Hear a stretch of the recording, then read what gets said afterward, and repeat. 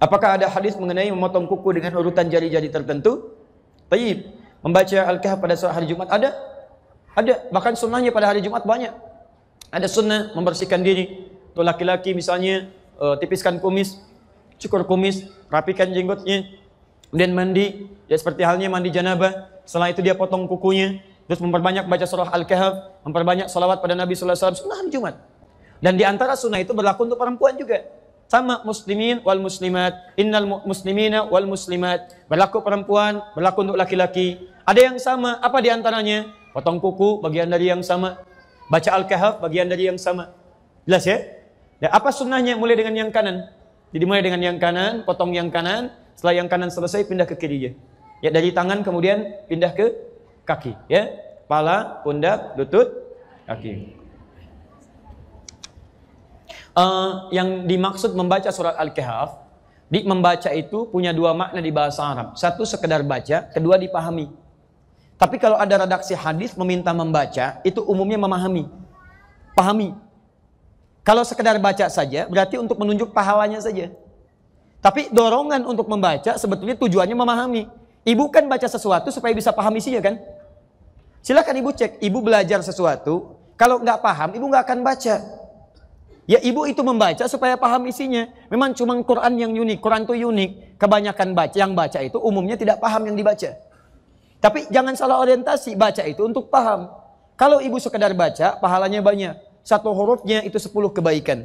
Dalilnya At-Tirmidzi nomor hadis 2910. Man qara'a harfan min kitabillah falahu asyru hasanat. Siapa yang bisa baca satu huruf dari kitabullah, satu huruf, dia dapat 10 kebaikan setiap hurufnya. Dan hampir tidak ada orang Islam baca Quran cuma satu huruf. Gak ada. Nun 10. Sudah dulu. Gak ada. Silahkan cek. Bismillahirrahmanirrahim 19 huruf. Al-Kahf berapa ayat?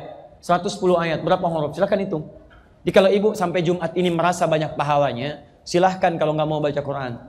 Tapi kalau ibu merasa banyak dosanya, ayo setidaknya banyak-banyak baca Quran. Mudah-mudahan tertutup dengan itu, dengan pahala-pahala kemuliaan. Ayo, siapa yang tidak punya dosa, boleh angkat tangan? Boleh silakan. Yang sedikit, yang banyak, lah saking banyaknya nggak bisa ngangkat kan? Ya sama dengan saya, kalau merasa banyak dosanya, belum siap surganya, perbanyak amalan. Cari amalan cerdas. Apa amalan cerdas itu? Satu, amalan yang pahalanya bisa mengalir sampai kita meninggal dunia.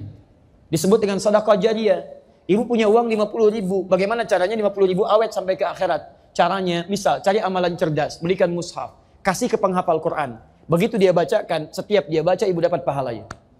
Amalan cerdas kedua, cari yang amalan ketika dikerjakan pahala lebih banyak dari biasanya. Kalau ibu mengerjakan amalan biasa, itu pahalanya 10. 10, ibu singkirkan misalnya, maaf ya, ada duri di jalan. Duri itu penghambat, kulit pisang ibu singkirkan, dapat 10 kebaikan. Tapi baca Quran, satu hurufnya 10, satu hurufnya. Maka cari amalan-amalan yang pahalanya sekiranya melimpah. Nah, maaf, membaca untuk memahami isinya. Kalau ibu paham, itu lebih dahsyat lagi. Lebih dahsyat lagi. Pahala semakin banyak lagi. Kemudian yang kedua, itu yang diinginkan untuk diamalkan isinya. Contoh begini, dulu orang tua kita pernah mendengar gini, kalau sedang mengandung anaknya ingin laki-laki, ganteng, soleh, baca surat apa? Kalau ingin cantik, solehah, baca surat apa? Silahkan baca. Sampai kiamat kurang 2 hari, gak akan kejadian. Karena yang dimaksud baca di situ, maksudnya gini, kalau ibu misalnya menginginkan anaknya terlahir laki-laki, soleh, baik, terserah Allah mau lahir laki-laki atau perempuan. Ibu baca surat Yusuf, baca itu pahami isinya. Karena di surat itu ada kisah lengkap bagaimana orang tua mendidik anaknya sampai dewasa. Karirnya bagus, dengan teman-temannya bagus. Nah, saat anaknya lahir, begitu keluar lahir laki-laki misalnya, praktekkan makna ayat tadi. Praktekkan suratnya dalam pendidikan. Bukan cuma dibaca, keluar anak tidak dididik. Gak akan jadi. Silahkan buktikan. Sampai kiamat kurang 2 hari gak akan kejadian. Sehari lagi buat tobat.